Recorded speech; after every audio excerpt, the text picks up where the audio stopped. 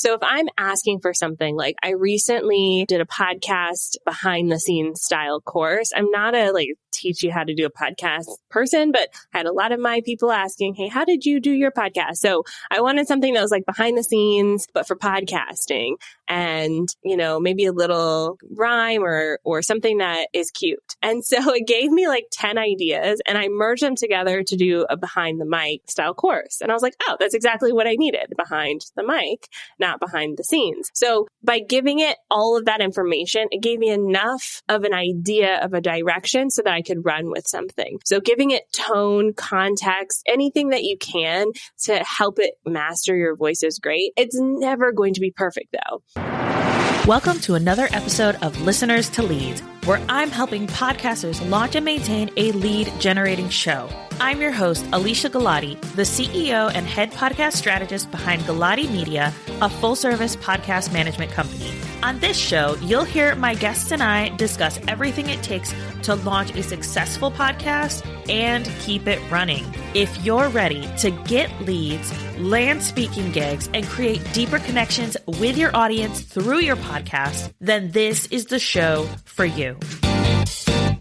Today on the podcast, we have Andréa Jones. You are going to love her so much. She was on the podcast back when we first launched. And during that episode, we were talking about social media, how to market our podcast, being very strategic with it. This time, we talk about how AI is impacting the way that we market our podcast. We talk through some tools that we can use and specifically considering chat-based AI. We also talk about making sure that we are tweaking what these chat-based AI resources are giving us to ensure that we are bringing the human side to our marketing. And then we also discuss questions that we can ask these tools to ensure that what we're getting back is actually going to be beneficial for us. All right, so please join me in welcoming Andréa back to the show. Hello, Andréa. Thank you so much for coming back on. I'm so excited to chat with you. Oh, thank you so much for having me on the show again. Yes. So if you could start by telling everyone who you are, what you do, and about your podcast. Yeah, so I'm Andréa Jones. I'm a social media strategist and host of the Savvy Social podcast, where we take a deep dive into social media topics, everything from foundational topics to how do we even navigate social media, especially if we're running a business, and then also topical topics like we're covering today, AI, how do we navigate that, trending sounds, how do we do TikTok, all of those things we explore on the podcast as well. Don't even get me started on TikTok. I just cannot. And maybe that's just like the millennial in me. It's like, I'm good. But that's a side tangent. Today we're talking AI and podcasting and how we can use AI to market our podcast, but being very strategic with it, being ethical with it as well. I think that's a really important thing to drive home, especially as business owners. So what are some of the ways that AI is currently, and we're recording this in May of 2023. So obviously, if you're listening to this 5 years in the future, a lot of things have probably changed. But with that in mind, what are some things that are shifting for marketing our businesses, our podcasts with AI right now? Yeah. And I like to think of AI, specifically chat-based AI, as a creative tool. So an analogy that really can help here is thinking about a microwave dinner. Like if I make a microwave dinner, I'm sticking it in the microwave, hitting the max time, and it's going. But we've all seen those videos, right? Or even Master Chef, where they get the microwave dinner and they completely transform it into something else. So I feel like that's what we're dealing with right now with chat-based AI, is that it's a creative tool, but it still relies on the creativity of the human behind it. And some of us are just hitting that 60-second button on the microwave, and some people are writing whole freaking books with it, right? So I think that there are ways that we can use it in our marketing to really help speed things along. So for me, it's a content idea generator. I just had a baby, or she's a year old now. So I don't know if I can keep saying that, but mom brain is real. I keep forgetting everything. So I'm like, okay, if I'm talking about something on social media, give me an idea, a direction, because I don't have time to think about all of these things myself. And so that's how I've been using it, especially when it comes to creating the podcast, because I put so much creative energy into the podcast that by the time it's time to like do the social media piece, I'm tapped out. So I use things like ChatGPT to help me come up with more ideas other than here's a podcast, listen to it, please. Yes. And I love the analogy of the microwave dinner versus like the master chef coming in and like really revamping it. And like, which meal are you really going to want to have? Or even like, which meal do you want to present as your own? Like thinking of it as like, hey, I made this and I'm sharing it with other people. Do I want to say, hey, look at my TV dinner that I microwaved? Or do you want to say, I kind of spruced this up a bit. Look what I did. Like you're going to be more excited about having put that energy and that personality into it that an AI chat bot is not going to be able to really give. Yes. And so one of the ways that I do this as well in my own writing is I like to use a lot of puns. But sometimes I can't think of them, or I like to use, so I did this recently with a podcast episode. I use a lot of Drag Race references because I'm like a huge RuPaul's Drag Race fan. Give me any reality TV show. And I'm like, I don't know why I love it. So I asked ChatGPT, like, what's a way to take this concept and then use it as, you know, with RuPaul's Drag Race? And it gave me some examples, and half of them I was like, these are terrible. But the ones that were good, I was able to use them and kind of elaborate on them in my marketing. And so for me, I think it's great. Like, I know there's a lot of hesitancy and downside, but it has been like fast tracking the way that I produce content. Why do you think that there is that hesitancy for us to use resources like this? Is it that feeling of like, well, it's not mine, or how do I tweak it, or what's kind of like behind those feelings? I think we're all afraid of the robots taking over. Like this has been a theme in movies for a very long time. And some things we just accept, and we've accepted over time, that if we explain this to ourselves, like our younger selves, we would have been like, what? We invite like something like Alexa, sorry y'all if y'all have one, into our house. Like it is artificial intelligence that we're like, just listen in on everything that we're saying. And if we say your name, you better respond. Like if we described that 30 years ago, we'd be like, never in a million years would I put that in my house. And now we just carry one around with us in our pockets, whether you have Google or Siri. So I think that this is an evolution of artificial intelligence, and the chat-based model is particularly fascinating because it's more like talking to a human and less like, you know, getting a response from a robot, which is the scary part. It's like, okay, so if this thing starts to get feelings and it goes, this human, not so smart, let's eliminate them. Isn't that Terminator? Yeah, pretty sure it is. My husband just watched it like a couple weeks ago. Yeah, that's exactly what that is. So with that in mind, and like you mentioned chat-based AI a few times, can we give the listeners maybe some definitions or examples of the differences that we're seeing? Yeah. So with something like OpenAI's ChatGPT, you can talk to it like a human. So you can describe things and it will remember your conversation. Whereas something like Siri or even Google doesn't quite remember all of your conversations. And if you start a new conversation with it, you're starting at the beginning. So with chat-based artificial intelligence, you could tell it things like, okay, I want this piece of copy this way. Oh, no. Can you fix it? I want it this way. And so that history with the robot is what makes it unique and different. The other thing about this chat-based intelligence is that it is learning. So this is where we get a little creepiness coming in. It is learning constantly from all of the users who are using it. And this model particularly is scanning the internet, but it is a people pleaser. And so this is where some of the misinformation from it comes in, because it'll scan, let's say you want to source something. It'll scan all of the sources and go, this kind of looks like a source, and like make up something that looks like all of the sources. sources because it's trying to please you. It's trying to be like, yes, massa, here we go. So I think that's where chat-based models differ from something like our other artificial intelligence, is that it doesn't have that history or context. You kind of have to teach it a specific set of skills, and that's what it's limited to. That's really interesting, because when I look at it, I'm just like, I don't know. I don't know how to use it. I don't know if I want to use it. And we've talked about podcasting and AI and the different AI tools that we use, but this chat specific one, like, it can feel a little like you're learning, you're constantly learning. You have to add in the natural bias based on vernaculars and things like that tend to happen with AI that is built by people who maybe aren't diverse.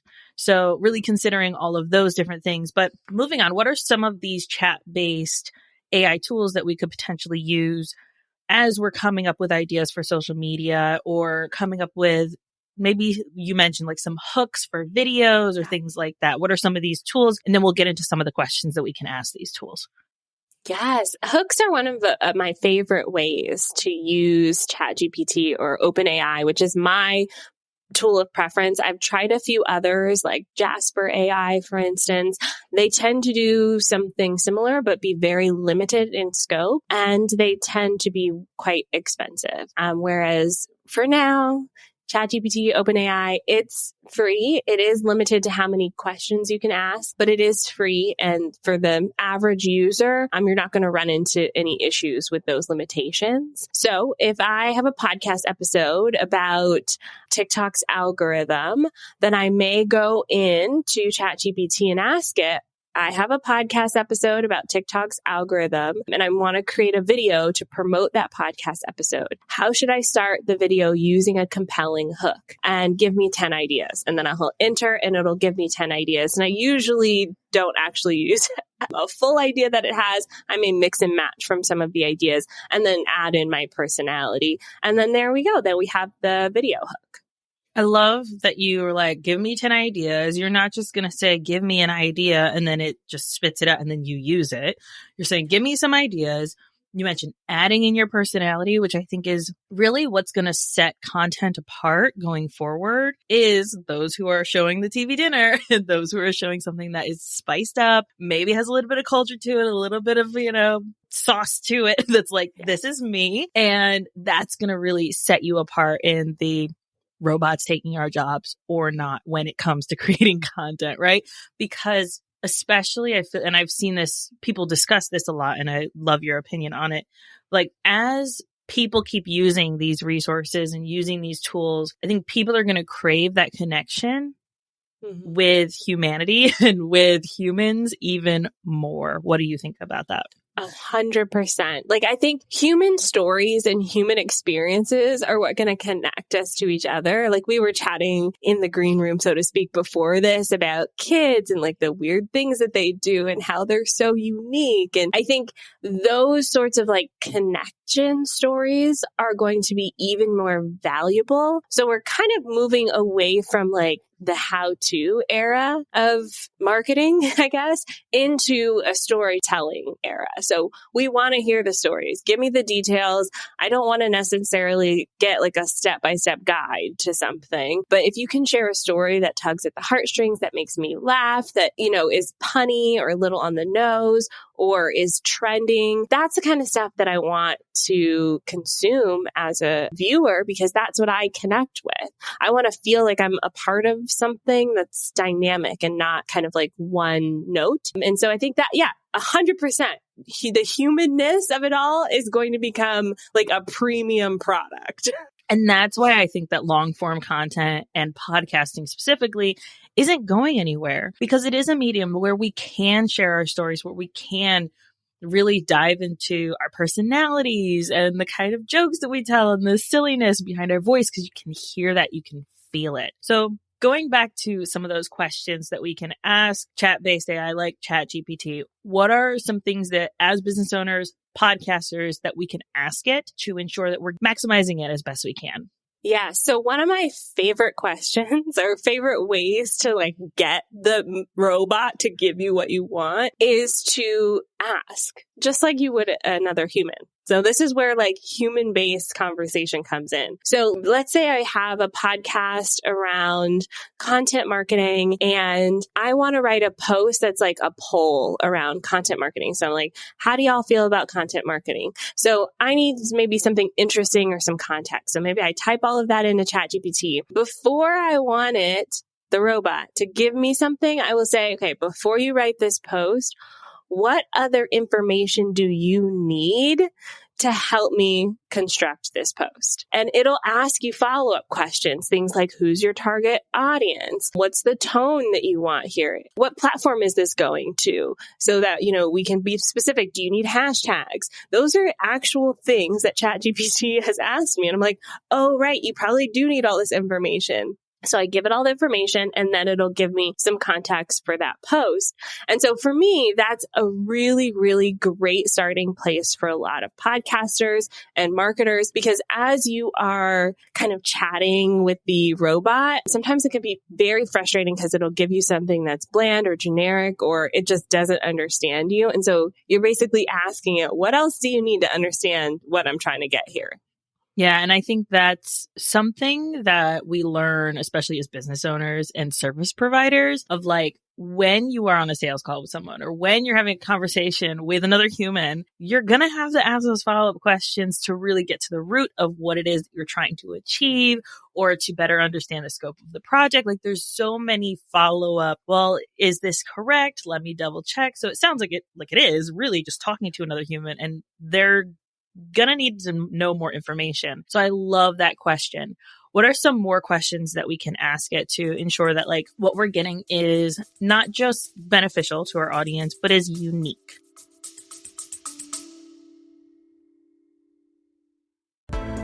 You put your heart and your soul into your show. And I want to help you reach all of those potential listeners out there. That's why I'm excited to announce my upcoming podcast marketing workshop. It's about giving you practical tools to grow your audience.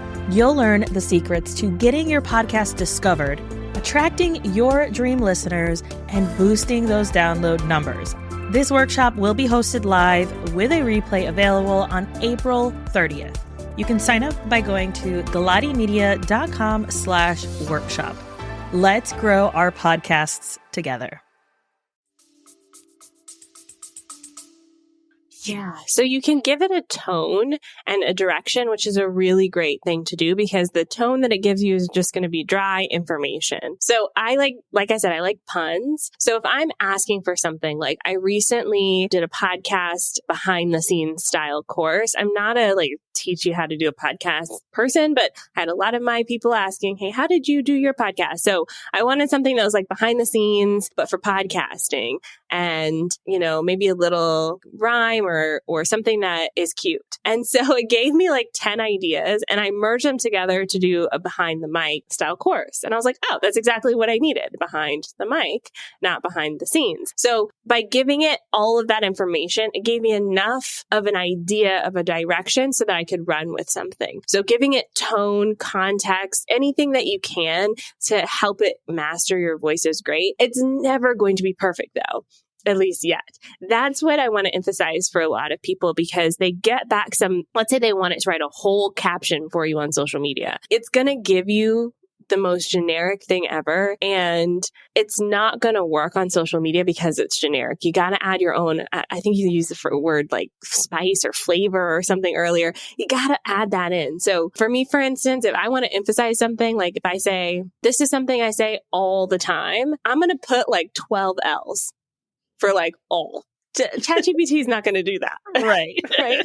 So when I take the post it gives me back, I'm like, oh, if I say this all the time, I'm going to write, I say this all the time with like 12 L's. That's me adding in my personality. It feels more like a human is doing it. And you can't manufacture this. So don't just like copy what I said, but figure out how you are writing something and add in your own context to whatever this robot is giving you.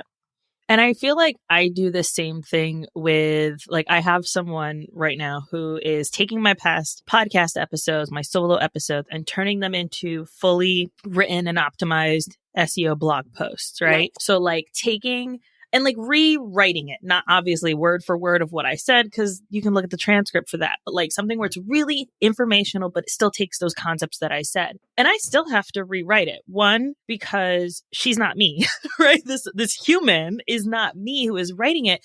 And there's little nuances or little, I don't know that I would say it that way. Or maybe I prefer this tool over this tool, even though I mentioned this tool. So maybe things have changed since I've had that solo episode. And like going in and just tweaking it.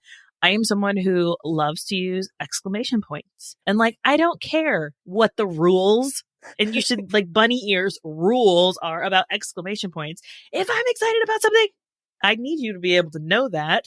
And it needs to be exclamation points, many of them throughout the whole paragraph. So like, I'm going to have to add those in after the fact. So the same, I think, goes for something like ChatGPT in taking it and really making it and molding it into something that feels like you. Yes, I love a good exclamation point. I think we could do the same thing with like emojis and GIFs and like things we use all the time. Like, is there like a go-to emoji or GIF for you that you're like, that's me? Yes. So the dead face or the skull face is me laughing hysterically. I've died. That's it. I'm dead. Like I'm done. Yes. I'm dead. And then the GIF that I always go to is Louise from Bob's Burgers, evil laughing with fire behind her. Like, that's my personality. Literally those two things. I love that. And see, I think that's something that, ChatGPT is never gonna get that, at least in its current iteration. So add those in. Oh, I love that so much. What about you? Now I want to know yours. Oh, I love a good Schitt's Creek GIF. So anything that's like, I love that for you, or I love that journey for you, I'm probably use that all the time. And I don't mean it sarcastically like they say in the show. Like I use it genuinely. And I just love that GIF. Oh, that's great.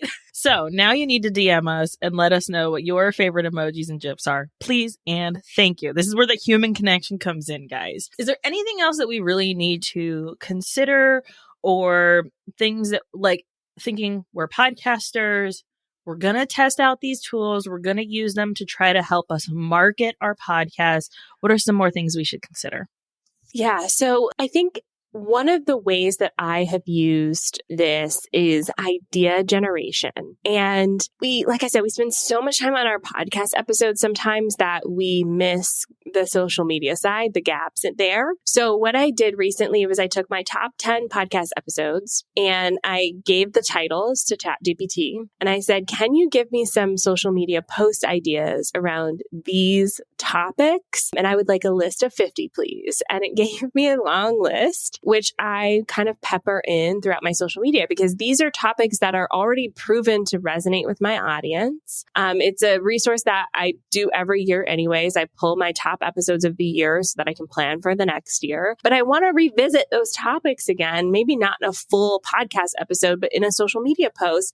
And then I can point back to the episode and say, hey, if you like this, go back to episode, 150 or whatever, and listen to the full podcast episode. So this is a way to kind of loop your new audience members back into old episodes without having to think of all of the ideas all the time.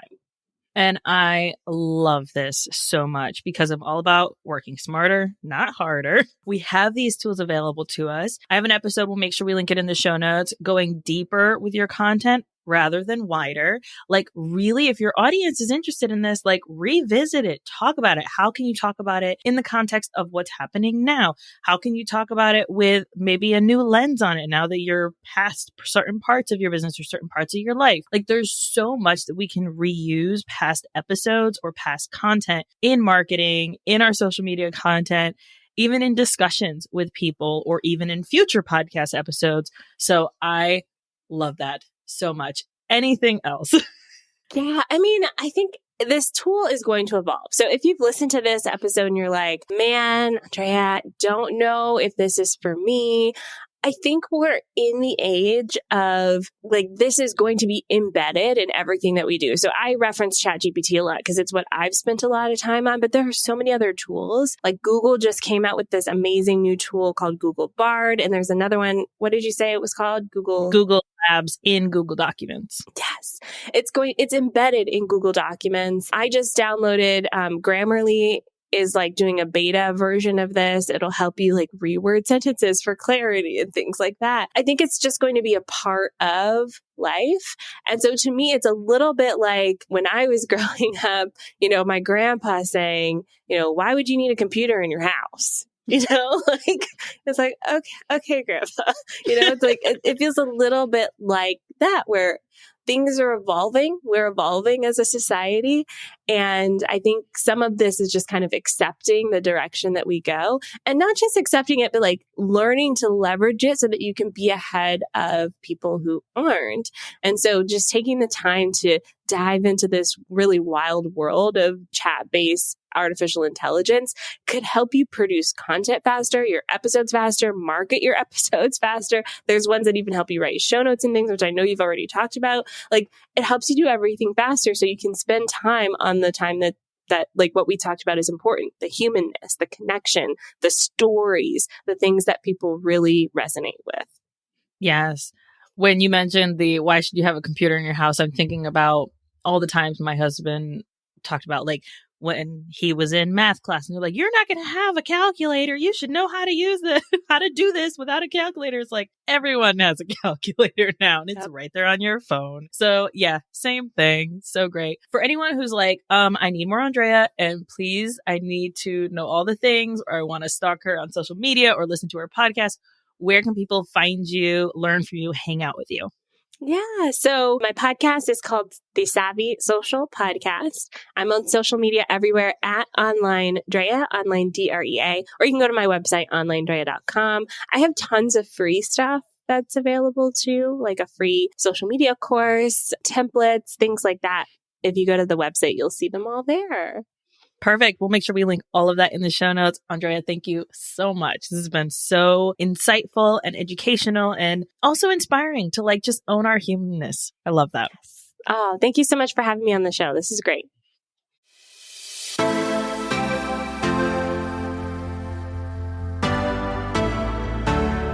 Thank you so much for listening to this episode of Listeners to Leads. If you found something in this episode valuable, I would really appreciate it if you shared it with a friend who you know would also get value from it. Want to send me a message? My favorite place to hang out is Instagram. You can find me at alicia.galati. Let me know what your favorite takeaway was from the episode. And don't forget, turning those listeners into leads is actually easy.